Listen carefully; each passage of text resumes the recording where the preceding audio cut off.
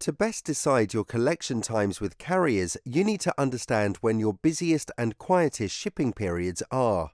In this short video, we're going to look at the Buy Day and Time report.